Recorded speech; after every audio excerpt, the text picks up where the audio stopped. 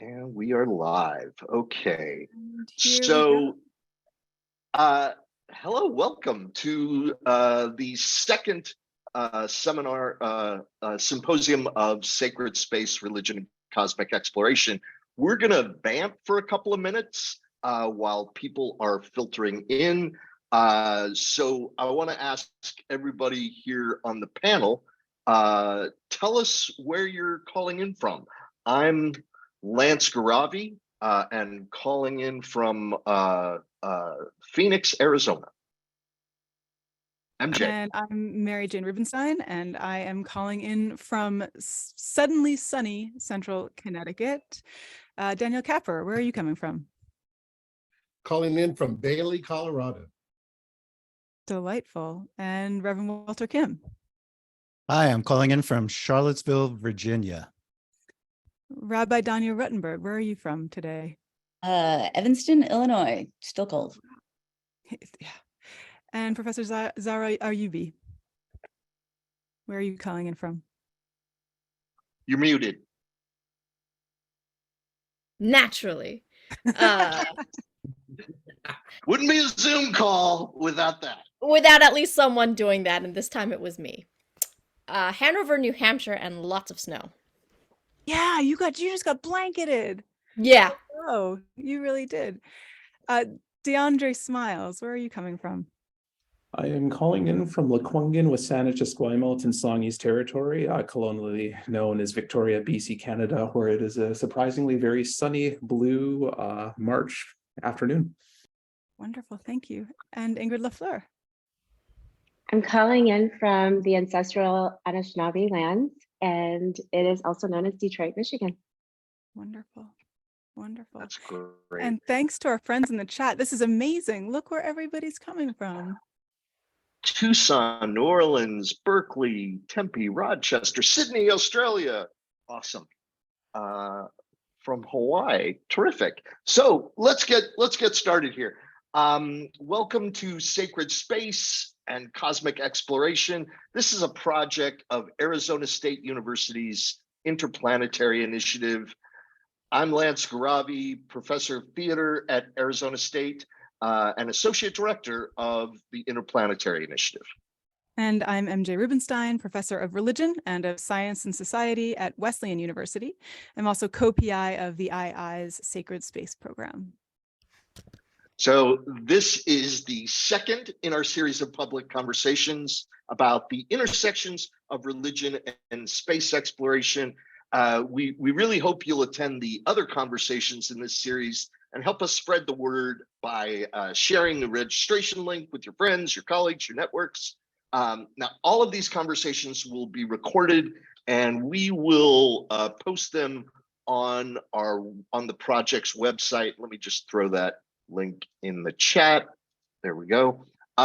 So throughout this series, we're delving into the past, the present, the future of this relationship between religion and space exploration. And today, we're focusing on current and emerging practices by asking this question: how do our religious traditions teach us to conduct ourselves in space? Now, some of the most difficult challenges in space exploration aren't really technological. Everybody's mind goes to the engineering and the rockets, but the really tough questions aren't technological. They're social, they're cultural, they're ethical. How should we treat potential resources on the moon and other celestial bodies? What are our obligations to any life, even microbial life, that we might discover on other worlds? How do we frame this project of venturing off our precious blue planet and out into the cosmos? To help us explore these and other questions, we've invited a bunch of really marvelous experts. MJ? Yeah, it is my honor to introduce the marvelous experts. First, Zahra Ayubi is Associate Professor of Religion at Dartmouth College and a scholar of feminist Islamic thought. Her most recent book is called Women as Humans. I love this title. Go figure. Women as Humans, Life, Death, and Gendered Being in Islamic Medical Ethics. Professor Daniel Capper is Professor of Religion at Metropolitan State University in Denver. He's also a scholar of science, religion, and Buddhist ethics. His most recent book is called Buddhist Ecological Protection of Space, a guide for sustainable off-Earth travel. The Reverend Walter Kim is president of the National Association of Evangelicals. He's a scholar of Near Eastern languages, a public voice on biblical ethics in contemporary issues, and a member of the boards of Christianity Today and World Relief. Ingrid LaFleur is an Afrofuture strategist, an artist, a curator, and a pleasure activist focused on creating equitable futures. Her current installation project is a beautiful decolonizing conjuring experiment called The Imaginarium. Rabbi Daniel Ruttenberg is an award-winning author and writer who serves as scholar in residence at the National Council of Jewish Women. Her most recent book is called On Repentance and Repair, Making Amends in an Unapologetic World. Prof Smiles is a member of the Leech Lake Band of Ojibwe and an assistant professor of geography at the University of Victoria. He's currently the principal investigator of the Geographic Indigenous Futures Collaboratory. And you can read more about our speakers on our website, whose address I'm now putting into the chat. They have long biographies. You can find them there. Speaking of the chat, feel free to use it to engage throughout this webinar in respectful exchange with one another as you are listening. You can say, things if you figure out sources that you'd like to share with people, that's totally fine. We will be monitoring the chat for kindness and common decency, but we won't be taking questions from it. If you have a question you'd like to ask, please submit it through the Q&A button at the bottom of your screen. And you can do that at any time during the conversation. We'll save them for the end. A word about the order of things. Lance and I will be talking with the panelists until about 8:10 Eastern time, at which point we'll turn to the questions that you've submitted through the Q&A. Our panelists will address these questions for about 20 minutes, and we'll be sure to wrap it up at 8:30 again Eastern time. All right, here we go. Let's go. Lance, go for it. All right, great. All right. Here we go. Wow, I'm so excited about this amazing group of people. All right, so the first question we would like each of you to speak to, and I'm just kind of going to go in the box order that it is on my screen so I don't get confused. Just each of you answer this question in a couple of minutes. So many of our traditions don't really explicitly mention outer space. Does yours? Where do we look for within these traditions for guidelines to explore worlds beyond our planet? Are there any analogs to space exploration that might orient us? Dan, would you like to get us started? Sure.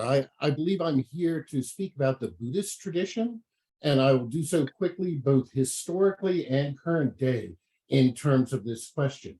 Historically, the Buddhist scriptures teach us that there are other worlds. There are other places where intelligent beings exist. So the idea that there are intelligent beings elsewhere is a 2,500-year-old Buddhist commonplace. So some people are wondering what to do if we meet with intelligent extraterrestrials, and Buddhism gives us a ready-made answer. We need to treat them with the same compassion and loving kindness that we offer to human beings. Now, that's the historical answer. The contemporary answer deals with Buddhists who are expressing environmental ethics regarding various issues in space exploration. Through a variety of publications, grassroots Buddhists from the field are applying their understanding of Buddhist practice to 21st century space exploration problems. And in so doing, they're coming up with some really interesting environmental ethical answers. Again, I'll mention this briefly. I have a book about this, Buddhist Ecological Protection of Space, that will tell you more. So my 2 minutes are up, I think. That's great. Thank you. Rabbi Daniel. So, theologically, there isn't really a question, right? The divine, as our sacred myths tell it, created the universe, right? And you have the language of the Psalms, right? God reckoned the number of the stars. To each God gave its names, right? Your sovereignty is the sovereignty of all worlds. It's like, great, okay. Well, let's go find some. But that's fine.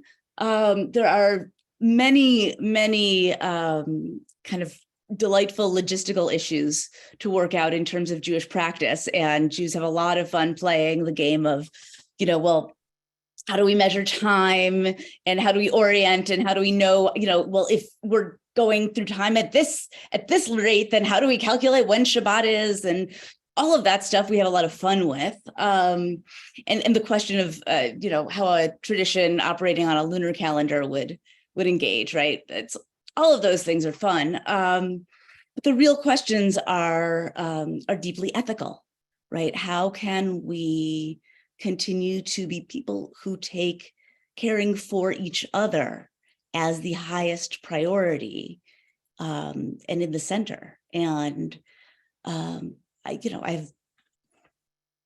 as we think about the question of moving into space, we have to remember that we haven't figured out as a society how to do that here right now.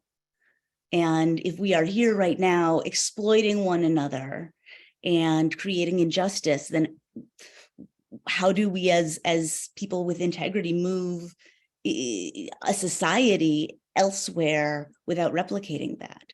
And so, to me, that's at the heart of the Jewish question here.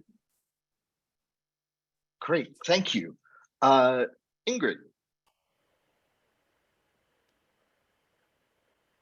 Hi. So speaking from the Afrofuture tradition, there's a cosmology that really kind of roots us, that inspires much of the work that is created. And that is the cosmology of the Dogon. They are in West Africa, what is now Mali, and they talk about the Nomo coming from the Sirius star system. And there are two amphibian-like beings representing the divine feminine, divine masculine, coming onto shore to give this wisdom that they still use to this day. And we're talking about over a millennia ago. This cosmology represents the fact that our ancestors are in space. So these are ancestral lands that we're speaking of, and thus we treat it accordingly, which means that in terms of our engagement, our relationship oftentimes goes through the cosmos into Earth. And so we're very earthbound in that way, but definitely giving reverence to the skies. Now you have different writers, speculative writers, who, like Octavia Butler, who discusses what happens when we might go into space, the consequences of doing so. And so she's really talking about bringing our own colonized mind into those spaces, and this is what could happen. And so there's a lot of our work that does talk about that kind of warning, but then it does become a place of escape as well, and a place of another home for us to be free and liberated beings. Wonderful, thank you. Reverend Kim. Certainly within the Christian tradition that includes both the Hebrew scriptures, Old Testament, and the New Testament, there's a strong cosmology in which God, as creator, has created the heavens and the earth, the stars, the moons, and of course, insofar as they understood planets, as stars or beings that were in some ways personified as gods and goddesses, that was also entailed God's domain over all things. And so there's this understanding of ancient cosmology that arises, shapes scripture. You see that in Genesis chapter 1, of the domains of the earthly realm and then the heavenly realms. And the heavenly realms are where the gods and goddesses are occupied, and of course in the monotheism of the Jewish and Christian tradition, that this was the assertion that God was singular, one, creator of all of it, which demystified the polytheism, but also animated this notion of God's control over celestial entities, the stars, the moon. I think there's also developed within the Christian tradition a very strong understanding that there is realms of existence beyond what we see tangibly on earth. This notion of angels, celestial beings that exist to worship God. This already opens up the imagination. Now, it's not space travel per se, but it opens up the imagination that there is something beyond the tangible and material realm that is immediately before us on earth. And that is a part of God's created order, whether it is a celestial being, an angel in a different sort of spiritual realm, or it's the stars, the moon, the sun, that these are all under the domain of God. With respect to imagination for space travel, I would say that there is within, again, the Christian tradition, a deep understanding of curiosity and stewardship. And particularly from the Middle Ages and onward, there was this notion of the two books of Revelation in scripture tradition. There is the book of Revelation in the Bible, but there's also the book of Revelation in creation, and both speak to God and kind of arises out of this, as Rabbi Ruttenberg has also mentioned, the Psalms. It arises out of the heavens declare the glory of God. And so there is an innate curiosity that ought to be expressed. Again, while I would say the most honest answer is that scripture wasn't written down at a time where space exploration was a genuine possibility, the conditions for which space exploration would be entertained, however, is deeply rooted in these theological traditions. God is a creator of over all, the existence of dimensions beyond just the earthly realm, and an innate curiosity of all things that pertain to the wonder of God's creation. Terrific, thank you. Professor Ayubi. Thanks.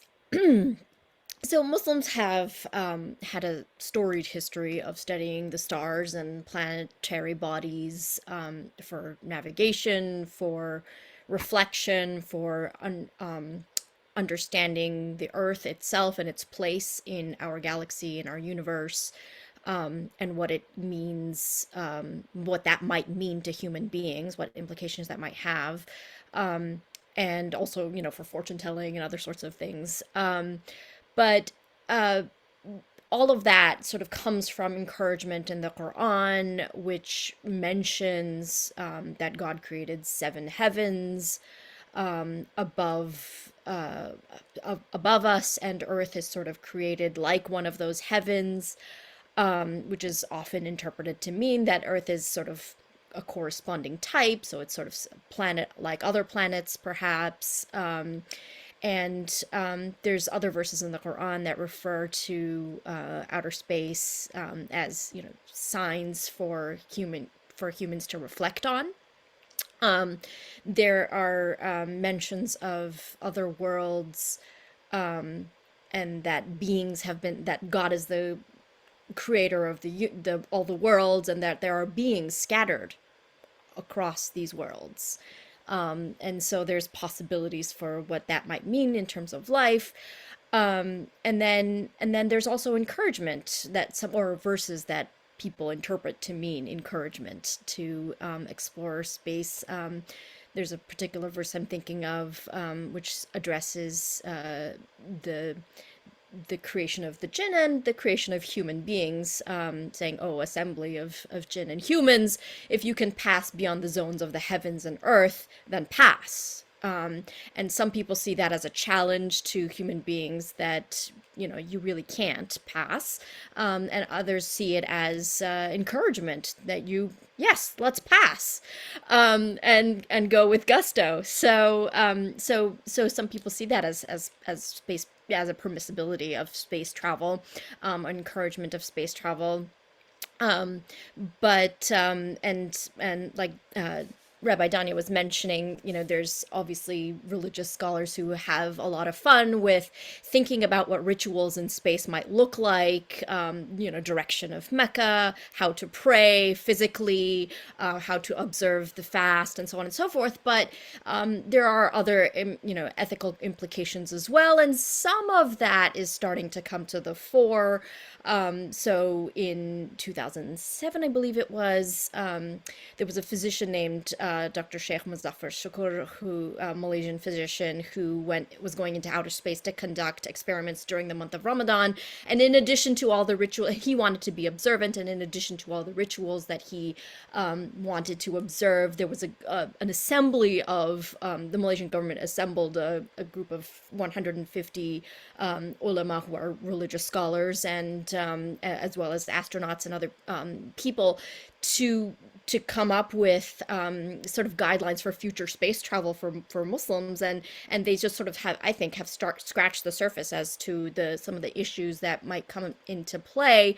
But one of them is about, after all the ritual discussions, one of the issues that they came up with was to sort of make an analogy between space travel and travel in general. And so people ought to conduct themselves in space.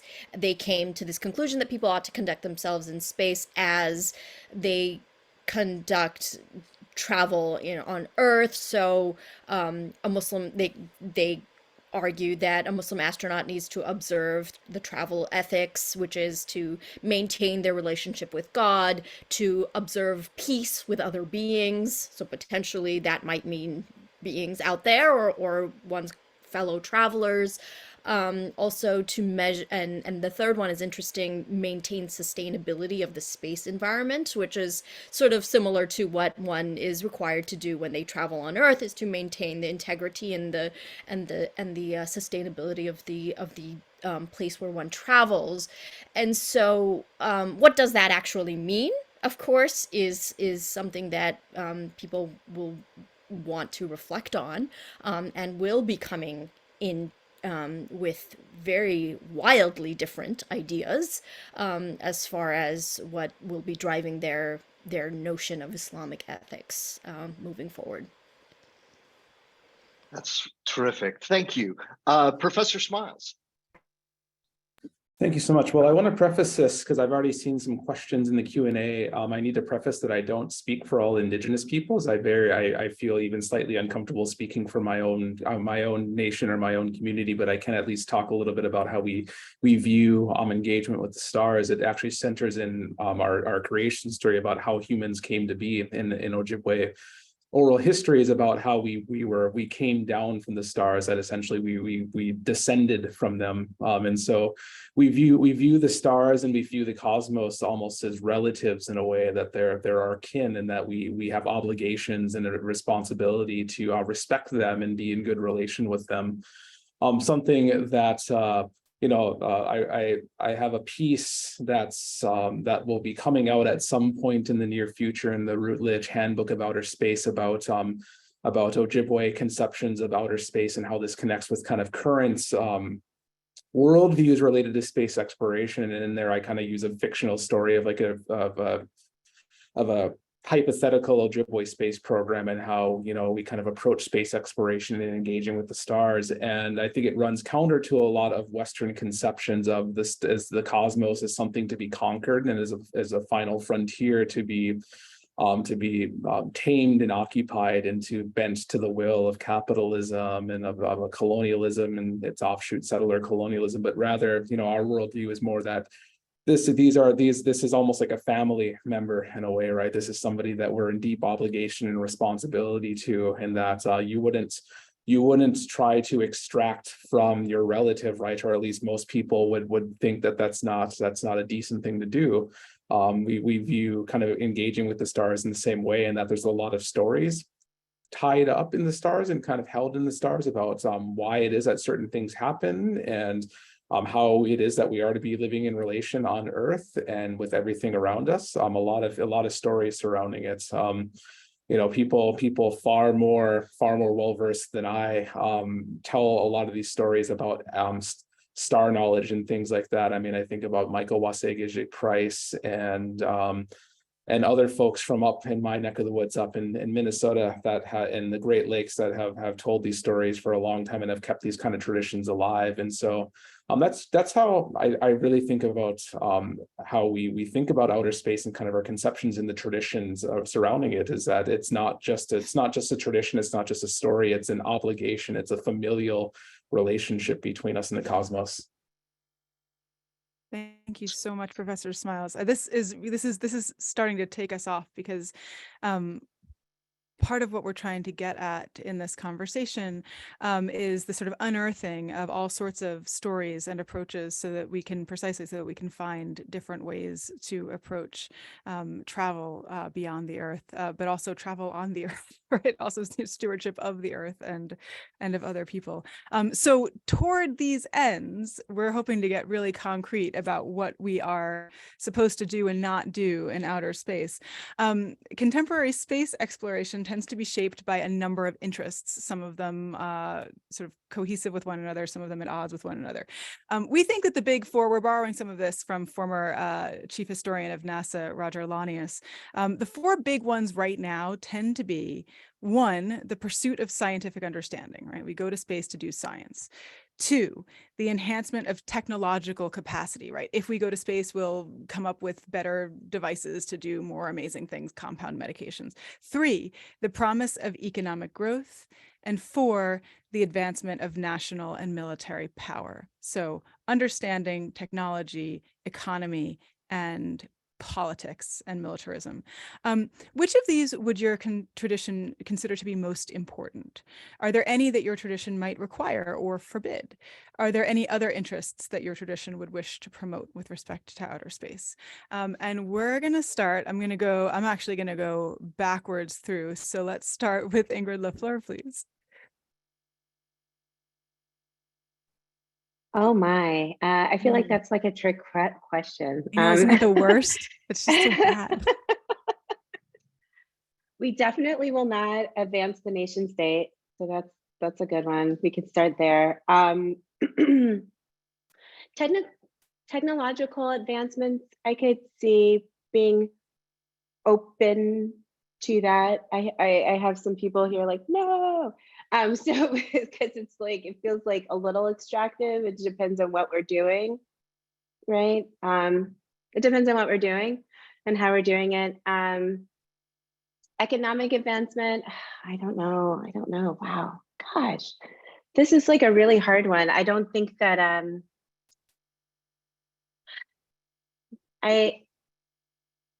no, not that. But I think that like it's just more of a place. If we're going, then we're trying to create a place that is like as safe for us as possible. And if that becomes a militaristic thing, some Afrofuturists are open to that. So, so there's that. So, MJ, I'm just going to follow up a little bit. So from an Afrofuturist perspective, why go to space? I mean, what so interest the does it story so the story that I'm thinking about is Drexciya. Drexciya is an electronic music duo from Detroit, Michigan, who created a myth called Drexciya. And it's basically women who are pregnant, thrown overboard or went overboard during the transatlantic slave trade. And then they gave birth underwater and created an aquatopia. So Drexciya basically plays the sounds that are coming from that aquatopia. What ended up happening is that most of the people who are making the myth have a military background. So the people in that aquatopia became pretty militaristic, trying to protect the space.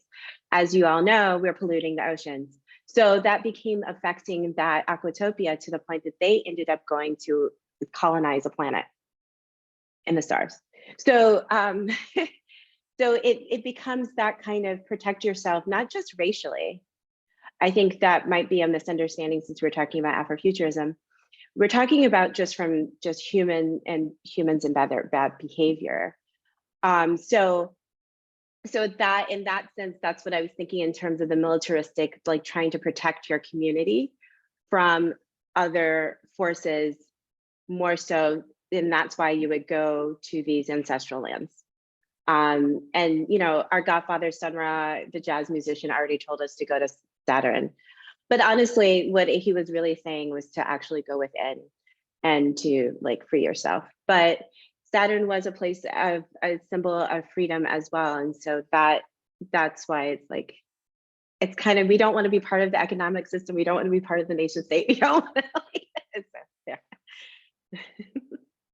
Yeah, and he's got that wonderful lyric, another way of living life, like just a totally different, we want a different system. Yeah. Professor Smiles, how are you doing with this list of things that folks want to do in space? I mean, I think that inherently space exploration on its face is not inherently a bad thing, right? I mean, we Anishinaabe have been engaging with the stars for generations, right? And as I said, I wrote a vignette about a potential hypothetical space program where I think that where things start to run counter to our traditions is the view of space exploration as something to be commodified and is to be a means to an end to enrich people, right? And so I mean, people, I teach about this and my students kind of know right away that I'm not a big fan of Jeff Bezos. I'm not a big fan of Elon Musk and their sudden desire to go to outer space. I think is actually was really particularly appropriate that Jeff Bezos wore a cowboy hat, right? Because it's kind of this like Wild West, like cowboy kind of capitalism where it's like, well, whoever can get into space first and exploit the most resources is going to get ahead. And I mean, they might dress it up in this flowery language about, well, we need to give Earth a chance to heal. It's our destiny to go out in the stars. And I'm like, well, you didn't get rich by being completely altruistic, right? I'm sure you're looking at the economic benefit as well. It's not lost on me that I remember the day that I had a chapter, an article about outer space published. There was also an article that came out about water being discovered in an asteroid. And then a few weeks after that, there was another asteroid where like, oh, there might be diamonds in there. What would it look like for us to go explore an asteroid and mine diamonds out of it? And so, one of these things that I think that kind of runs counter is like space is something that to be extracted from, right? We're thinking, well, there's no people to displace when we go to the moon or we go to Mars or we go into an asteroid or we go to Europa or other places and try to extract things, right? And so therefore it's free game. And that runs counter to, again, as I mentioned, our thoughts about the cosmos as kin, right? So that it's still a relative, right? It is just because there are no indigenous peoples in space, just because there's nobody in space to be displaced. There's a nice alliteration there. Does not mean that obligations all of a sudden stop and that we can just willy-nilly go out there and extract, right? Fantastic, thank you. Professor Ayubi, what are you thinking in relation to these four? Yeah, so I think traditional Muslim ulama or religious scholars of Islamic law, Quran, and so on would likely support the pursuit of scientific understanding, as the reason to go out into space, because that's supported directly in the Quran, right? So God asks human beings to reflect on heavens and signs all around us, including those in the sky. The ulama would probably forbid acting in an offensive way because they do so on Earth as well, right? So, but of course, so no militarization per se, or offensive militarization at least. But of course, space travel is scary and people will probably militarize themselves and space out of fear of what might happen to them. So in other words, they would likely allow defensive action. The ulama would probably allow defensive action if a situation were to arise, but the line between offensive and defensive very quickly blurs, right? As we know from conflicts on Earth. So that is something that is particularly dubious. And then as far as resources and economic growth and even technological capacity, right? All of that comes down to the question of, somebody mentioned stewardship earlier. I think Rev Kim, you did. The concept in Muslim, in Islamic tradition is called khilafa, which is quite literally stewardship or guardianship. So human beings have been charged by the Quran to be khalifas or stewards of the earth. And as such, they carry moral obligations towards human beings and the earth. And this has historically meant any number of things, right? Justifying, whether it's justifying the plunder of the earth or the opposite, really, really arguing for the protection of the earth, right? It could mean supporting peace and justice in all its form, or it could mean supporting gender or race-based oppression, right? So because what exactly is Islamic moral responsibility is debatable. And then of course, extracting and utilizing, say, minerals or fuel sources found on other planets or moons or whatever, is something that we can, as Professor Smiles was saying, is something that people can think about as causing no harm because people aren't there, but there is so much expense and resources, right, that go into each space excursion, and there is so much harm that's done to people on Earth as a result of it, right? So the human and environmental cost for drilling for the fuel that is fueling these, space vehicles, the pollution that space travel generates alone, right? Just that piece of it, right, makes it sort of morally and religiously, ethically dubious. And so I think that there are ways to support and ways to oppose various interests in space travel using the moral argument and the argument of stewardship within an Islamic framework. It could go in any number of ways and in opposing ways as well. That's really helpful. Thank you. Rabbi Rottenberg, what are we allowed to do in space? In Judaism, it seems to me that there are two organizing principles that can sort of situate us. One is pikuach nefesh, which means literally saving a life. We are permitted to violate just about any mitzvah, any commandment, in order to save lives. And the other is bal tashchit, which I would be remiss if I didn't say, do not destroy, right? One is the ecological conservation principle, right? You need to be the steward of the space. And so, the idea that travel into space could get us scientific advances or technological advances that had the possibility to save many lives, many millions of lives, right, could provide profound advancements in how we have access to water or resources or, et cetera. That's an important priority, and figuring out how to use resources intelligently, because as Professor Ayubi said, this is very, very expensive, and figuring out how to make the choice to invest here and not in all of the other places has got to be a thoughtful choice. But to make the decision to travel in pursuit of creating a more safe, more whole world down here, that would be a value. But any of these extractive ways that would support, let us be real, enabling those who are rich to get richer, right? That is not at all Jewish principle, and certainly not, saving lives, preserving life is one of our top principles. And so the machinery of war is not it. Thanks so much.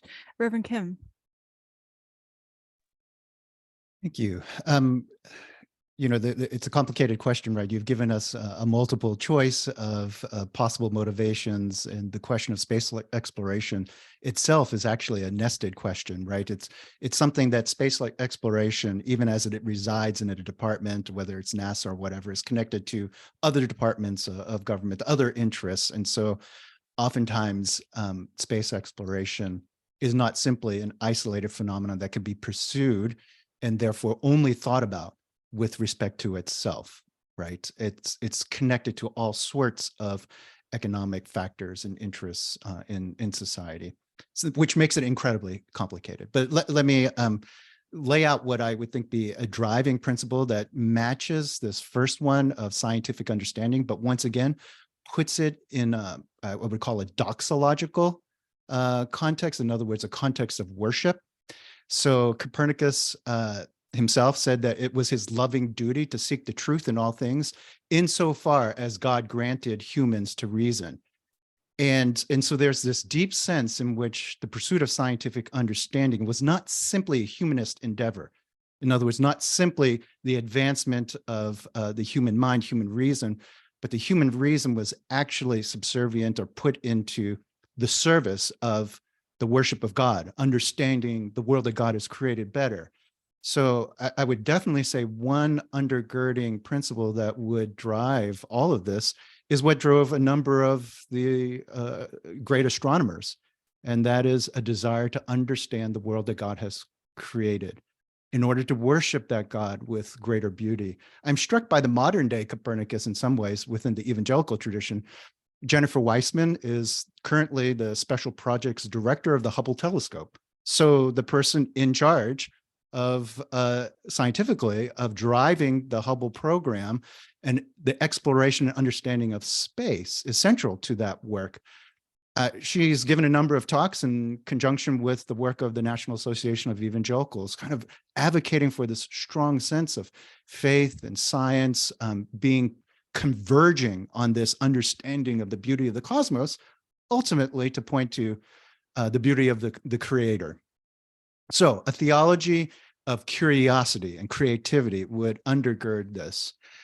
With respect to the others, facets, as been already mentioned, the moral obligations that we would have to use technology for the common good, whether it's the development of medicines, the ability to find engineering solutions that not only apply to getting a person on the moon or into outer space and other planets, but all the subsequent technological advances that have come from that has materially benefited a society. I think that also would be a good that would have a strong support within Christian tradition. As Professor Smiles talked about, I would also hesitate very deeply on saying that there is a Christian view on this. There are so many streams of Christianity, and those streams of Christianity, I think, become much more apparent in how the latter two issues would be addressed. In other words, the promise of economic growth and the responsibilities for national self-defense. Right? And that's where I hesitate to even say that there's a Christian response other than the two that I've already mentioned, that there's a theology of a responsibility, a creativity, curiosity that we have, and a theology of the moral good that can contribute to society. In other words, the use of reason and technology to morally contribute to the good of society. Those things, I think, are undergirding. But once we get to the economic issues, whether it's Catholic social teaching, the Protestant work ethic, all of a sudden you're beginning to get into topics that have tremendous complexity and different expressions underneath that. So I'm not trying to skirt commitments on those. I think there is a deep sense in which the crass commercialization of this would be opposed by all streams of Christianity, as well as the unjust use and militarization. But the details are where this becomes extraordinarily complex. I think similarly, Professor Ayubi was saying you could take, the same set of principles and values and interpret them in different ways and come to totally different, well-intentioned answers in these vast communities that we've asked each of you to stand up for in your own singular ways. So thank you both for that. Thank you all for that. Professor Capper, can you bring it home with some Buddhist space ethics for us, please? Sure, I guess I would be happy to.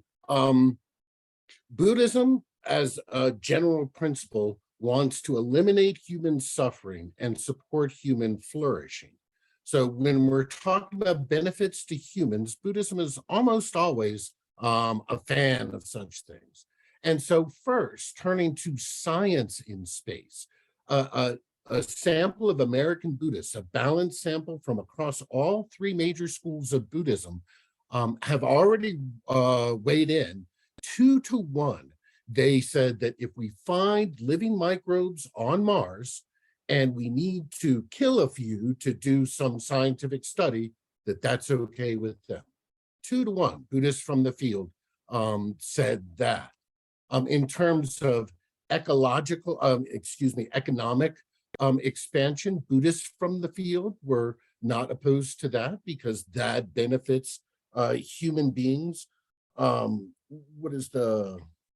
Technological capacity. Buddhists from the field, again, have weighed in favor of expanding our technological capacity so long as that reduces human suffering. And this leads me to the fourth one, the military point. The first of the 5 most basic Buddhist precepts is that of non-harm. And so Buddhists traditionally have been against war, and American Buddhists from the field in research have weighed in against the military, against turning space into a military battleground. That being said, I can imagine that some other Buddhists may answer the question about the military and space differently, but American Buddhists from the field said no. And this is interesting. American Buddhists from the field added to all of this that we have to do it responsibly. That is, American Buddhists from the field, take the example of mining on the moon. They did not come up with a claim that mining cannot happen on the moon. They did not close the moon to mining. As long as mining benefits humanity, the Buddhists in my research were all for it. But as long as it was done responsibly. So for instance, on the moon, there are some fantastic ecological landmarks, just some beautiful places like the Grand Canyon or Victoria Falls on Earth, places that just blow your mind with how beautiful they are. And Buddhists from the field said that we have to protect those places. We need to be responsible citizens on the moon and make sure that, special ecological places are not harmed by mining. And also getting back to the scientific question, Buddhists from the field weighed in and said that we cannot destroy the moon via mining or some other commercial activity until we have done enough science, right? If we allow the miners to go crazy, they'll destroy the lunar regolith, the lunar soil, and then we can't do science with that soil because it's all torn up. And so the American Buddhists from the field very clearly said that we need to prioritize science and that we need to be respectful in terms of being ecological custodians, but that this does not mean no mining at all. It just means respectful mining. That's terrific. So thank you all. So for our next few questions, we're going to direct these at some specific folks. So this question is for Zara and Ingrid. Or actually, no, I'm skipping one. Sorry, MJ. This question is for Reverend Kim and Rabbi Daniel. And it picks up on something that a few of you have mentioned. How should we behave with regard to any life, even if it's bacterial or microbial life that we might discover in space? And Rabbi Daniel? Is it kosher? I mean, no, I mean, humility, obviously, right? Awe and humility, and certainly not rushing in to kill some novel being that we are encountering.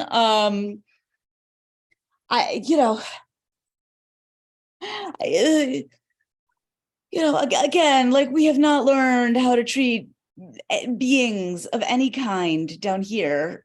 So like, maybe we can start.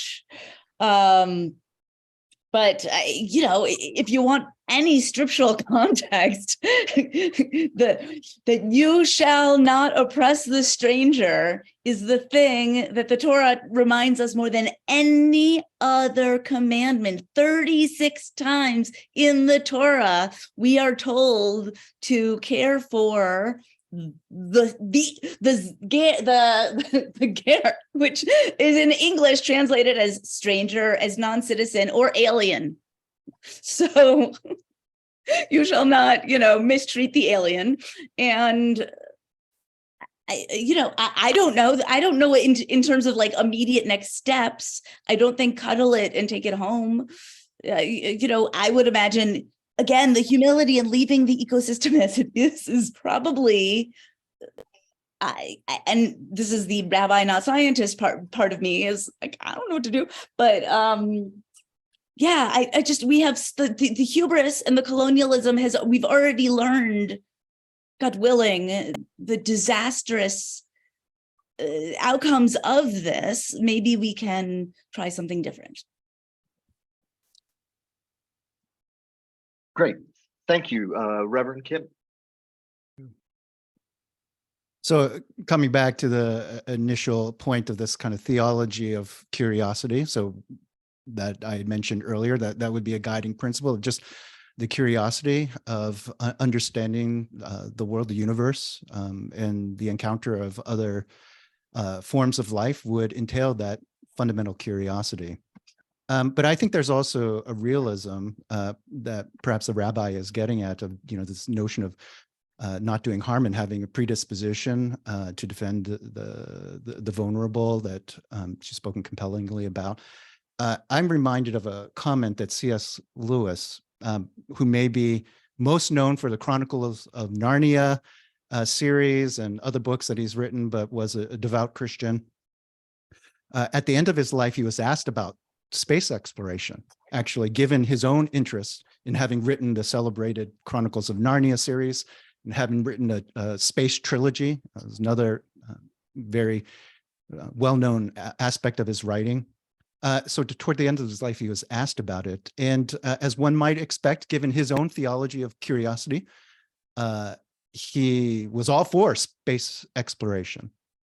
But given his also deep realism of certainly within the Christian tradition of understanding human depravity, he remarked that he has a stream of horror that confronts him as he considers the encounter of other life and the importation of human sin and depravity in the ways that we would treat the discovery of other life.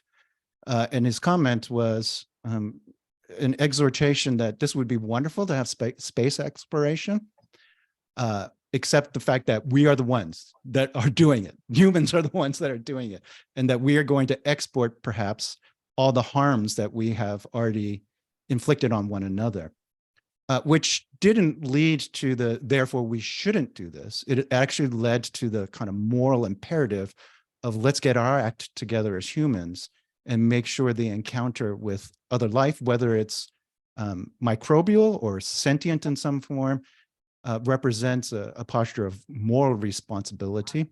And so that's the second principle that I would add, not only a theology of curiosity, but a moral responsibility in the ways that we would treat, not to commodify, not to make the transactions merely for the benefit of humans. But having said that, I think there's also a realization in which there are actual benefits to be accrued in space exploration. And so the notion of it being something that we simply do out of some dispassionate curiosity, or that we simply are dispassionate altruists, in other words, just altruists completely only and solely concerned for the other, there is a deep sense in which benefit that would accrue to the human race in these kinds of encounters the science that would benefit, the economics that would benefit humanity, I think is also a part of the equation. The challenge is how not to turn what should be a benefit toward all, in other words, self-interest should actually be a part of the equation, into domination. And that's part of what C.S. Lewis was getting at, that the capacity to have a mutual love, in other words, something that is pursued for the benefit of self and others, becomes an aspect of domination, given the depravity that cuts through all of our hearts. Thank you so much. All right, we're heading into our second pair. Our second pair is going to be Professors Capper and Smiles. Professor Capper already spoke a bit to this, so we'll start with Professor Smiles and then we'll head back to Professor Capper. Here's the question. How should we behave with regard to the land itself and other planetary bodies, planets, asteroids, etc.?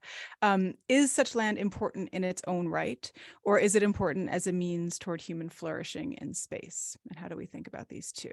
Professor Smiles, would you start us off? That's $1 million question, isn't it? Is, when we're thinking literally $1 million. $1 million question, probably a trillion or quadrillion dollar question. I think that it is important to behave mindfully, right? We are increasingly becoming ecologically minded here on Earth, and that responsibility and obligation doesn't end in extraterrestrial space, especially in a hypothetical planet that would support human habitation. I think that in that case, it would be vitally important to be very mindful of the ecosystem that we are coming into, right? An alien, like actually in the true sense of the word, an alien ecosystem and a landscape that is new to us. I hear things about, terraforming and things like that. And it's like, is that necessarily a good idea, right? I mean, we can think practically about the geologic traits of a planet and the ecological traits, but also, is it really on us to be playing God in that sort of a way? I think that that's definitely something that we need to be mindful of, right? I think that regardless of, and I don't think that it's anti-economic or something like that to be thinking about that way, or what's the word I'm looking for here? Words are tough. This is the fourth engagement of the day that I've done. And so, antithetical to space exploration or to establishing a presence there, right? But just being mindful. I mean, think about it in this way. Nowadays, if you live in a city, you don't just go put a shovel in the ground, right? You have to make sure that it's okay to even do that. Let's think about it in those kinds of terms, right? Before we dig up any ground or disturb any soil or any ecosystem on another planet, make sure it's a good idea to do so, right? And let's have a bit of critical reflection about why it is that we're doing it in the first place. Thank you so much. And Professor Capper. Yeah. When it comes to the question is land important in its own right or a means towards human flourishing in space? And for Buddhists, it's both. The human flourishing in space is supported by the Buddhist tradition. As I mentioned, Buddhism always wants to support human flourishing and always wants to diminish human suffering. That being said, it's very interesting the way that Buddhists have expressed their understanding of their tradition, specifically in terms of land and space, and in fact, specifically in terms of lifeless land, right? When we're talking about protecting land, if there's life there, we tend to be more active in trying to protect that land. Lots of people will argue that we can go ahead and tear up a landscape that is lifeless because it's lifeless. And the interesting thing about Buddhists is that they have expressed a very different understanding. I'm going to return to what Dr. Smiles was just talking about in terms of terraforming Mars. Elon Musk wants us to terraform Mars. He wants to set off nuclear devices, he said this, so that we can release carbon dioxide from the soils of Mars, let that carbon dioxide act as a greenhouse gas, and therefore make Mars warmer and more Earth-like for the future Earthlings that Elon Musk thinks are going to head towards Mars. And Buddhists took on this idea, the idea of should we change the climate of Mars wholesale? And they were specifically asked, is this moral? Is it moral to change the environment of a planet wholesale? And Buddhists in the field resoundingly, overwhelmingly said no. The terraforming Mars is not moral. In their view, Mars is beautiful as it is. Mars is perfect as it is. Here I'm using my words, not the words of Buddhists, but if you see images from Mars, the landscape is just spectacularly beautiful, the same way that desert landscapes can be beautiful here on Earth. And Valles Marineris, I think, has got to be one of the most beautiful places in the entire solar system. And what Buddhists want to do is respect those places in themselves. What Buddhists want to do is protect those places in themselves from folks, I hate to say it, like Elon Musk, who want to terraform Mars and completely change the place. So again, what is interesting about this is not just the Buddhists want to protect the landscape of another world, but that they want to protect the landscape of a lifeless world, whether there's life on Mars or not. Buddhists find Mars to be worth protecting on its own. They find the land of Mars to be valuable as it is on its own, and they want to protect Mars on this basis. Thank you so much. So now I'm going to pick up where I first falsely started. This is for Ingrid Lafleur and Professor Ayubi. So we're going back to the moon. After so many decades, we're going back there. And the idea is that this time we're going to stay. We're going to set up places for working and even living. And this is all going to be happening in the next several years. And we can look down the road beyond that to the beginnings of some communities on the moon. So if you can cast your mind into that future, what kind of societies or society would you like to see established on the moon? Ingrid, would you start us out?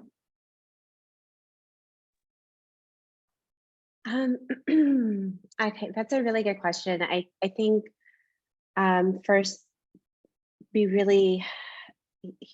humans need some work to do before we are establishing communities. But if it were to happen, I think what we're looking for is a place of harmony and peace, where there's no inequality, where as Samuel Delaney gets into like the fractured identity in his novels, where we can be who we want to be in our fullness without any of those limitations or boundaries of gender, sexuality, race. As I would say, I would want culturally informed communities that make up different societies, and we all respect that. I'm not looking for one society, one way of being. We love diversity and all that the diversity of all the cultures give us, and religions.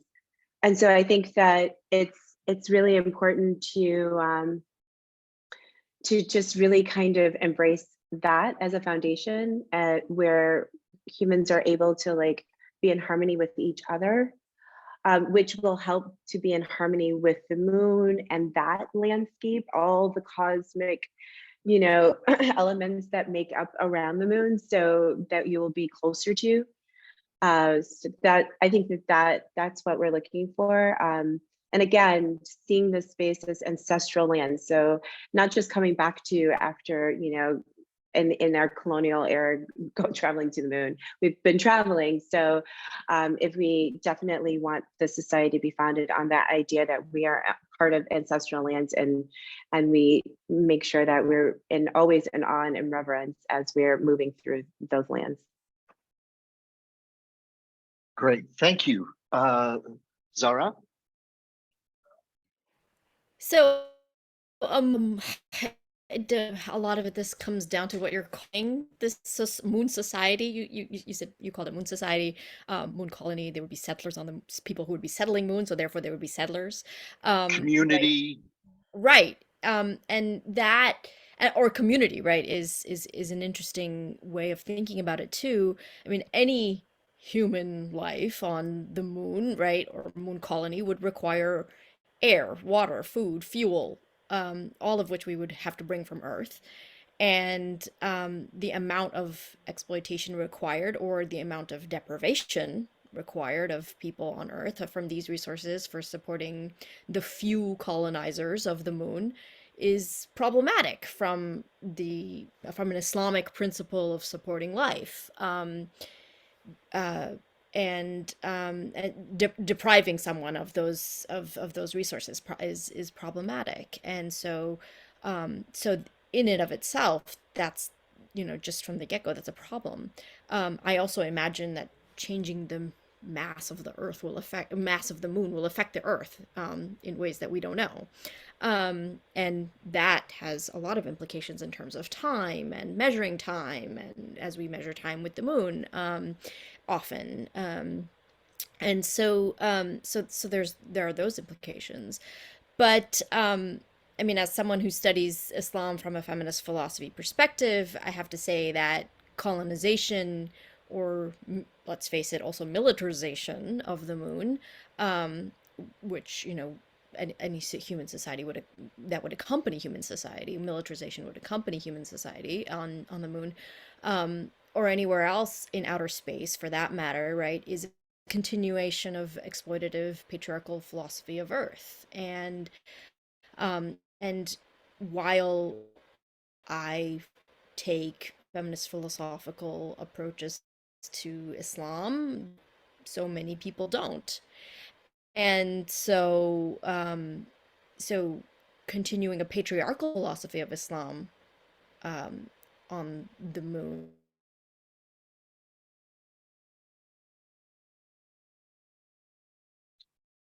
Oh, Zara, I think we may have lost you towards the end. Oh no. Are you back? Maybe, no. There we go. Where did I leave off? Taking a patriarchal attitude towards a lunar society. Yeah. So taking a patriarchal philosophy of Islam, or of any religious tradition, or of any approach to life, to the moon, right, is problematic. And but if a moon society is inevitable, as is further exploration from there on out, I think a lot of what that nature of that society would be, would depend on what the purpose of colonizing the moon is to begin with, right? So, so if there is,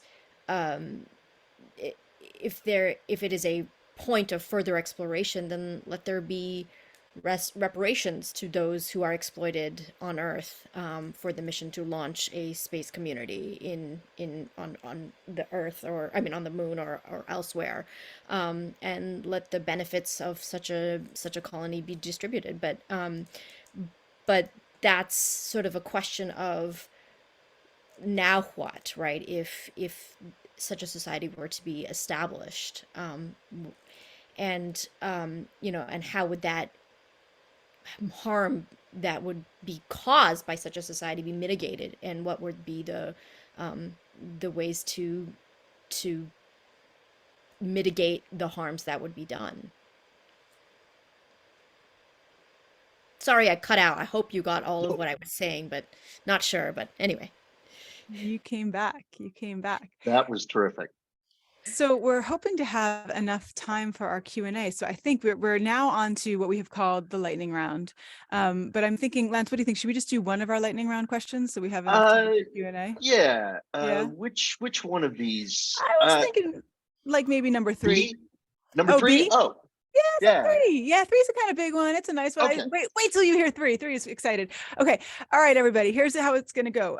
This is lightning round. You will answer either yes or no to this question. If you feel like you need to give a little bit of an explanation for why you answered yes or no, try to keep it within like a phrase or a sentence if you're able to. But we're hoping for just sort of quick responses to the question.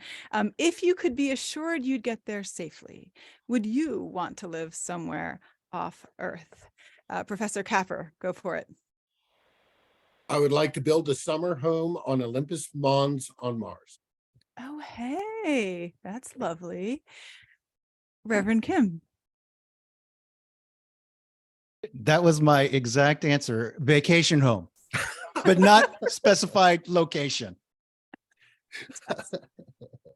Rabbi Ruttenberg. I really like the vacation home. I'm going with that. Okay, great. Ingrid LaFleur. I'm visiting them at their vacation home. So I'm going to stay on her. The maintenance is terrible on those things. I'll just visit around, bounce around, and be great. Professor Smiles. Yeah, I think I'll sign on to the vacation home. I don't know if I would want to live there permanently. I already live in one of the most beautiful places on earth, so it'd be hard to, so much I haven't explored here yet. And Professor Ayubi. I probably won't be able to afford it on a professor salary, so we'll go with visiting people who've already established homes. right. Delightful. I think we've established that there's a market here for off-world vacation homes. So we've got the answer to the economics question, right? Yeah, there's the real stuff here. Okay. Well, MJ, shall we open it up to Q&A from the audience? Let's see. We've got a lot of great questions here. I've got MJ, one I can throw out. Okay, Sure.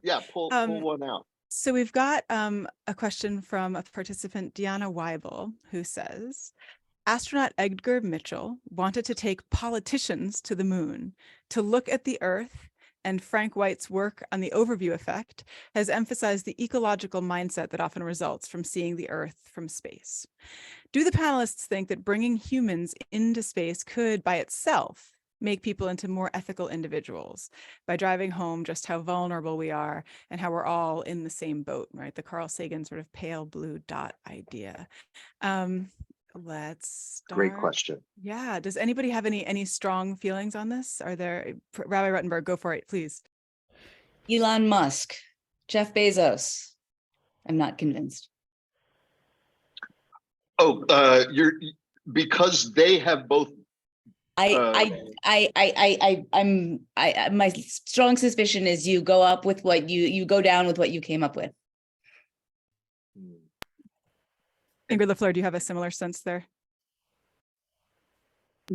Yeah. Sorry, I'm nodding just because I completely agree. I don't think that it really makes any major shift, honestly. Or we haven't seen it yet. How about that? Any other ideas on the overview effect? First, Reverend Kim. Perhaps I'm a bit of an optimist here. I would concur with this notion that what goes up will come down. In other words, this is the principle that C.S. Lewis was driving at, the potential horror of human depravity being inflicted elsewhere. But I would also say experience really is transformative. How do humans change? Humans change by having a friendship across a difference, by going and having new experiences that expands one's views of life and the complexity in the world. So given that experience, curated in particular ways, I actually do think it is part of the repertoire of what leads to just humans being changed, new experiences, exposure to new ideas, new perspectives is a means of human transformation. And psychologically, we see evidence of that sociologically in the exposures of different communities across difference. That's how you start bridging those divides. So exposure really can work, even if it doesn't necessarily work.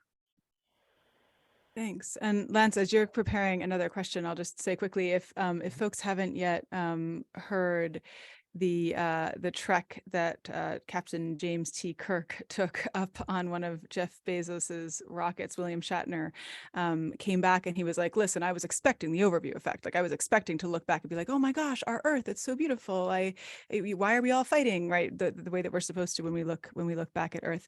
And instead he was totally horrified. He was absolutely petrified. And he said, oh my God, he looked out at the infinite expanse of space and he was like, it's death out there. Like it's like all of that I just left is life and all of that is death. And he just kept saying like, that's life, that's death. I thought space was going to be so cool and it was not cool. And oh my God, we have to take care of the Earth. And he's now written a whole book about it. And so it's a different take on the overview effect, a more sort of like chastening, terrified kind of mysterium tremendum kind of response than a happy sort of wondrous response. Yeah, all right, Lance, MJ, forward. that's exactly one of the places my head went. Not just the traditional sort of reports about the overview effect, but Shatner's rather different experience. So we've got a question here from Andrew Davis. What is or might be the relationship between space and religious pluralism or interreligious engagement? Can space help or hinder those efforts?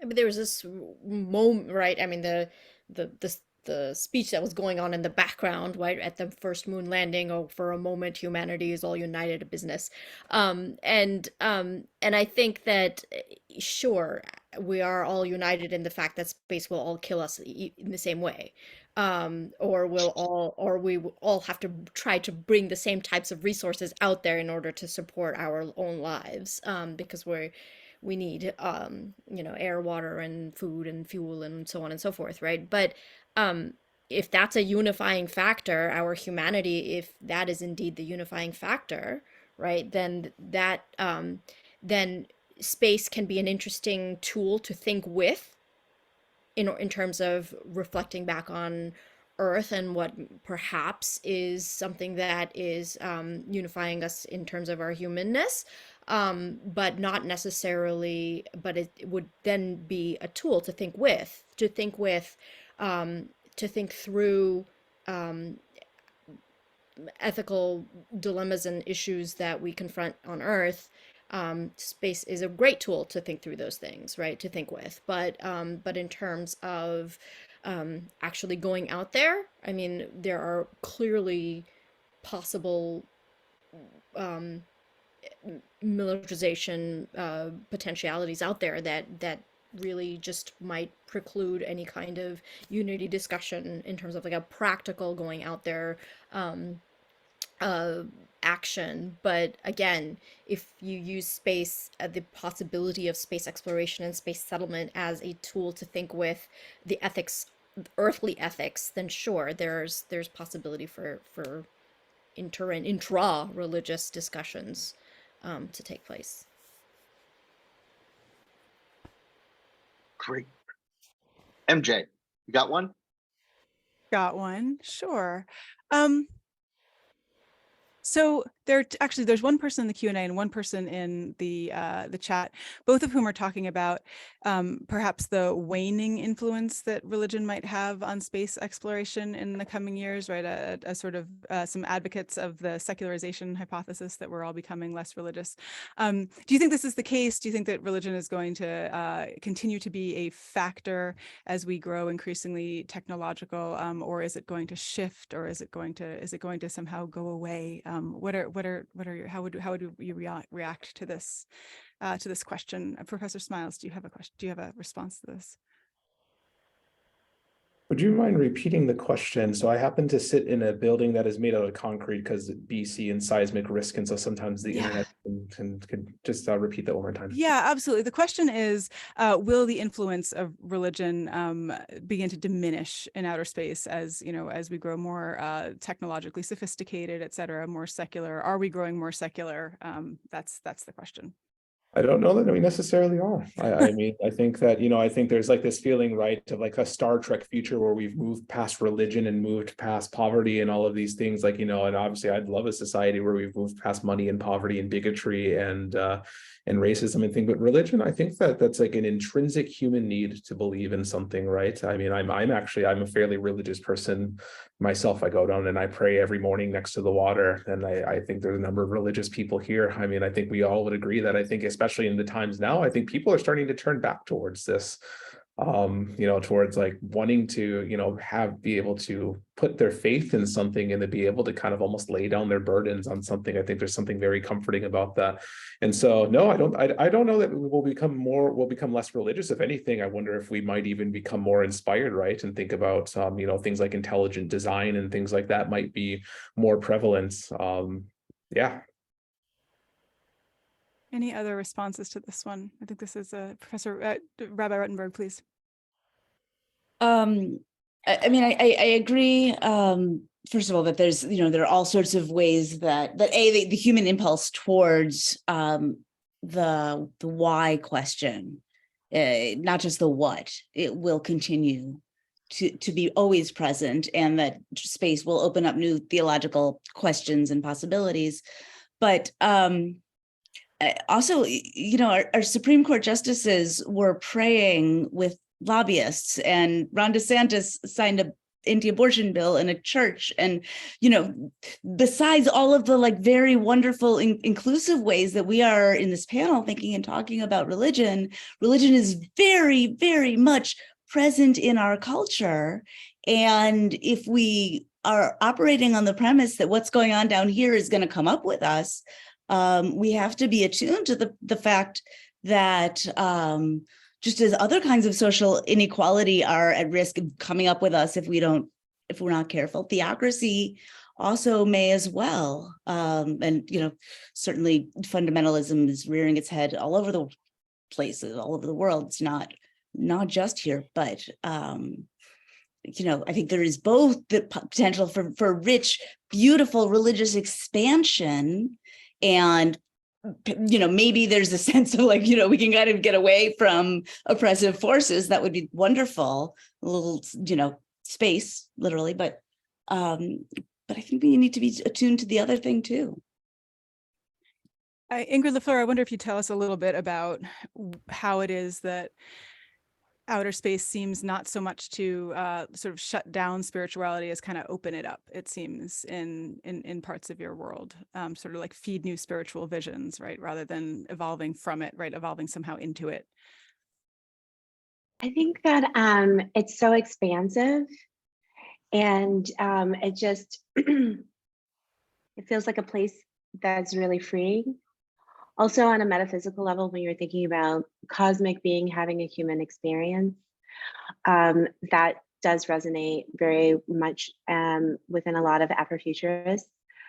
I think that it's a place where myth can come alive, and we're storytellers, and we love the myth and the legend, and we find much wisdom within these kinds of modalities.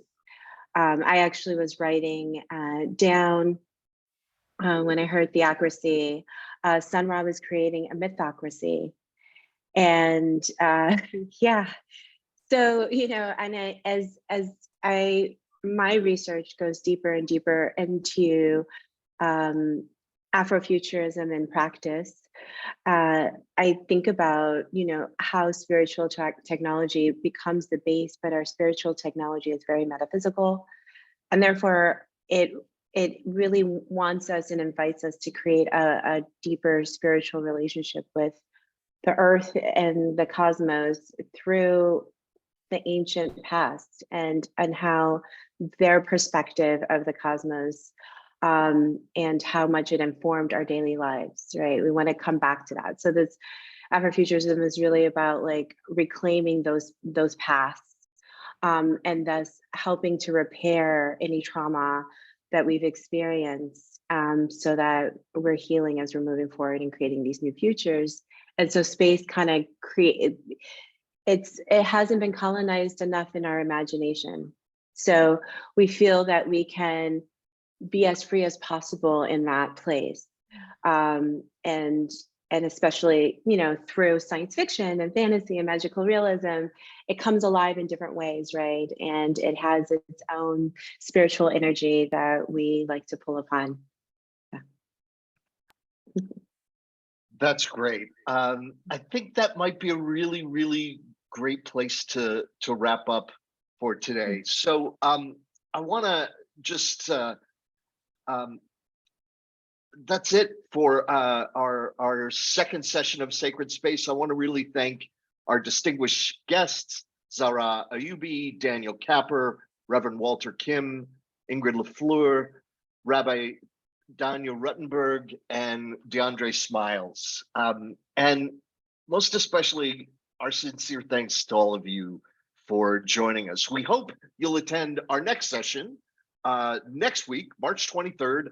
At this same time, we'll be talking with Brother Guy Consolmagno, the director of the Vatican Observatory, and Jeffrey Kripal, the J. Newton Razor Chair in Philosophy and Religious Thought at Rice University. And the topic for that particular session is how will space exploration shape religion? So please share the news about this series with your friends and networks. And until next time, we wish you peace and wonder. Thank you. Thank you all for coming. Thank you. Let's see, let me stop this recording.